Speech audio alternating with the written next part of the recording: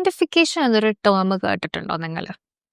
It simply means വളരെ ചെറുപ്പത്തിലെ adult ആവേണ്ടി വന്ന കുട്ടികളെയാണ് പാരന്റിഫൈഡ് ചൈൽഡ് എന്ന് പറയുന്നത്. ഇതെങ്ങനെ സംഭവിക്കാം? ചിലപ്പോൾ നിങ്ങളുടെ പേരന്റ് അൺഅവൈലബിൾ ആയിരിക്കാം ഫിസിക്കലി.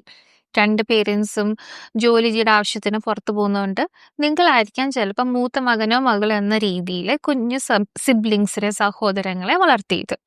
അപ്പോൾ നിങ്ങൾ അറിയാണ്ട് പോലും നിങ്ങളെ ചൈൽഡ്ഹുഡ് ജീവിക്കാണ്ട് അവരുടെ പേരന്റായി മാറുന്നൊരവസ്ഥ. ഇനി ഇമോഷണലി നിങ്ങൾ പാരന്റിഫൈ ചെയ്തിട്ടുണ്ടാവും. ആരെയൊക്കെ? സ്വന്തം പേരൻസിന്.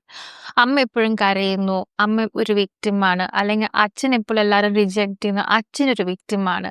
അവരുടെ ഇമോഷണൽ വെൽബീയിങ്ങിനെ പ്രയോറിറ്റൈസ് ചെയ്ത് നിങ്ങൾ വളരെ ചെറുപ്പത്തിൽ അവരെ പാസീവ് ചെയ്യാൻ പഠിക്കുന്നു, അവരുടെ കൂടെ നിന്ന് അവരുടെ കാര്യങ്ങൾ റെസ്പോൺസിബിലിറ്റി എടുക്കാൻ പഠിക്കുന്നു.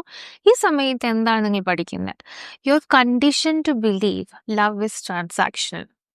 അതായത് ഞാൻ എൻ്റെ റിലേഷൻഷിപ്പിൽ ലവ് കിട്ടണമെങ്കിൽ ഞാൻ എന്തെങ്കിലും ചെയ്യണം. I have to be useful to earn love.